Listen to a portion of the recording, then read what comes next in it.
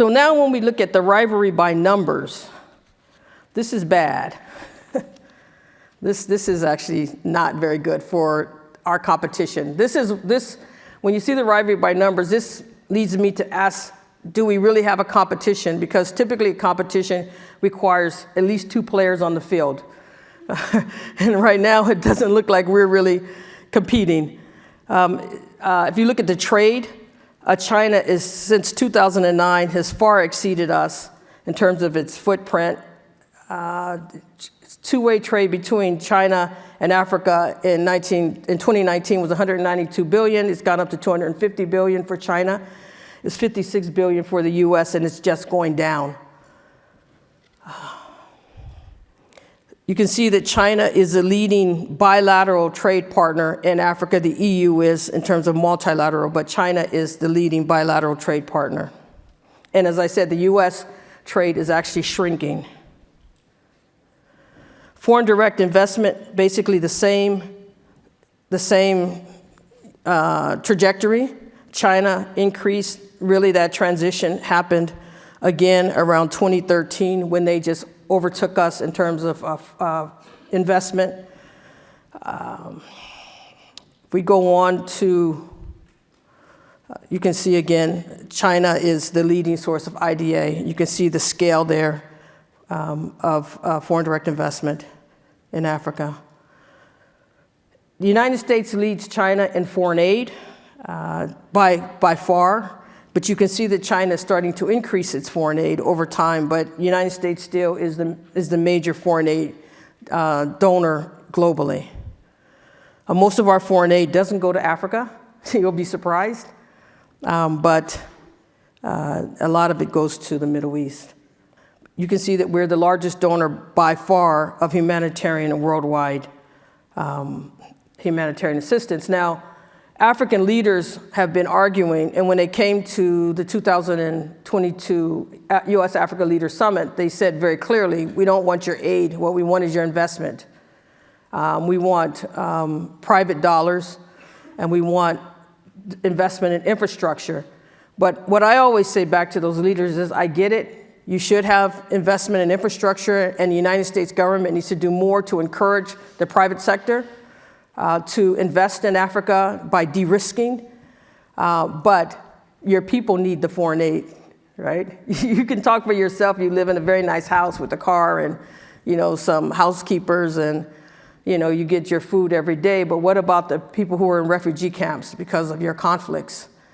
What about the people who are suffering because they don't have adequate access to health care and facilities? That's where the United States creates tremendous goodwill in Africa, is with the people. So yes, let's do more on the investment side, but let's not misrepresent how important our assistance is. For instance, the PEPFAR, I think you probably know, the President's Emergency Plan for AIDS Relief has saved 25 million lives in Africa, right? So that's extremely important.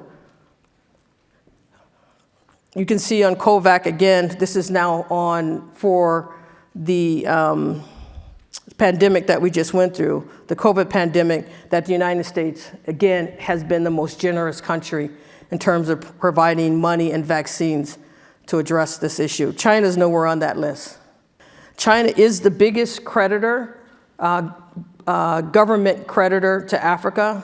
In fact, China's development is mainly, or its development in Africa is primarily fueled by debt.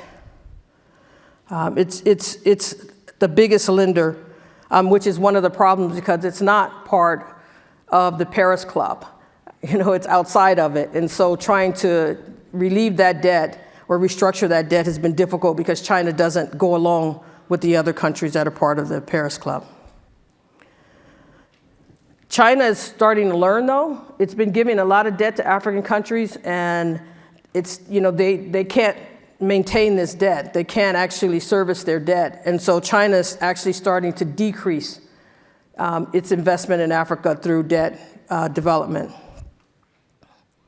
Most of China's debt goes to transport, roads, rails, infrastructure development. Most of these contracts are not transparent. They have non-disclosure clauses within them, and there's tremendous corruption. In addition, I shouldn't say small, but African construction companies often lose out because the reason why Chinese contractors are getting these contracts is because they're government-owned companies and because they're financed by the China Exim Bank. And so the financing comes with the deal. That's not quite true of the United States. One, we can't tell our private sector what to do. We can incent them, but we can't tell them what to do. And even we have crazy things like our Exim Bank, which on the policy side, we're saying Zambia, Zambia, Zambia. It's a democracy. You know, it's critical for critical minerals, et cetera. But within the bureaucracy, within the agency, the lawyers are saying you can't do anything in Zambia because it's too risky. And so no matter what we say rhetorically, if in fact the agencies are basing themselves not on the current policy, but on past perspectives, which is Zambia's too risky, then nothing gets done other than rhetoric. On the soft power side, China has been buying up broadcasting. They're training journalists. They dictate the editorial line of newspapers, and therefore they're pushing on the soft power side very, very hard, bringing African students to study in China, doing the Confucius Institutes here in the United States and across Africa. So they are very much engaged on the soft power side. Our public diplomacy, particularly at State Department, is underfunded today. I'm watching right now, I think you see the crisis that's happening in Niger, where a democratic leader who the United States has lauded, President Bazoum, was just overthrown by his own military. And the Russians, with their disinformation campaigns, are all over it. The Wagner Group is trying to get in there. There's uranium, as I said, gold.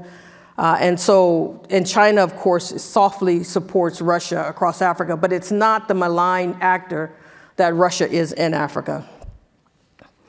Chinese military presence is also increased. They have now they have a base in Djibouti, but everybody else does too. The United States probably had the first base in Djibouti, done during the Bush administration, 43, when we were going into Iraq. They also have peacekeepers on the ground. So they have boots on the ground and peacekeeping in 8 missions. You can see the military presence. The U.S. really doesn't do peacekeeping in Africa. We do have special forces on the continent, almost 7,000 or more. The United States still is the major contributor to the peacekeeping budget. We also support peacekeeping in many ways because we do the bulk of the conflict resolution on the continent in terms of an external power, the diplomatic conflict resolution, us bringing along the Europeans with us for the most part. China has not really been involved on conflict resolution side. As I said, the U.S. does have a significant military footprint. Mainly it's around the global war on terror. And it's primarily based out in the Sahel, and then, of course, in Djibouti, with the theater there not being Africa, but actually the Middle East. The light green is where the U.S. Special Forces are in Africa. Again, it's about 7,000 special forces across the continent. You can see heavily in the Sahel-Sahara region, so the global war on terror, and then in East Africa, also global war on terror. And this is the slide that I was talking about where I said you're gonna see how many nations are actually basing in Africa, right, that have a military presence in Africa. And again, it's because of the communication, the lines of communication, the size of the continent. So African perspectives, I'm coming to the end here. On African perspective, really the main thing to say is that despite all of China's heavy investment in infrastructure, which the continent desperately needs, the United States is still considered more favorably in terms of the best model for development for Africa. People have to remember that African countries fought against colonization for their freedom. Most African citizens have lived under authoritarian one-party states and military regimes in Africa in the 70s. They value democracy, right? They don't want to live under authoritarian rule. And so the United States still is considered the best model for development and also for a model in terms of democracy that they would prefer to have on the continent. But that said, they do see China as extremely positive influence because it's creating so much infrastructure development, which is extremely important for the continent. You know, you can't grow without electricity. And China is doing that. Roads and rail is absolutely necessary. Although a lot of the roads and rails that China's putting in place are just like the colonial roads and rails, which lead external, so that they can get those minerals out. But so China has increased its influence, its positive, the view of Africans that it's a positive force in the development of the continent, but the United States continues to have a significant reservoir of favorable support. So I'm going to conclude, it says thank you, but I'm going to conclude with one statement, which is that if this is going to be a rivalry, if this is going to be a global competition, then what I'd like to say is the United States has to get in the game, right? That's the key thing. The United States has to get in the game, and we have to get in the game not just rhetorically, because our rhetoric is really, really fine. Right now we're supporting democracies, but as soon as Niger, one of the guys who we've touted as a democratic leader, gets overthrown, where are we? Where are we? The NSC is saying, do we really have an interest in Niger? Right? And so African leaders, if we're not predictable and if we're not credible and reliable, they're going to start turning away from us. And so I think the key thing is to get in the game and really, if we're going to get in it. Otherwise, let's shake hands with China and go off and do something else. We can continue to do Ukraine and, you know, Asia and Indo-Pacific and other areas. But if we're considering ourselves a global power, there are strategic interests in Africa today, and if we project out to the future, we need to actually get in the game beyond rhetoric. So with that, I thank you and look forward to our questions.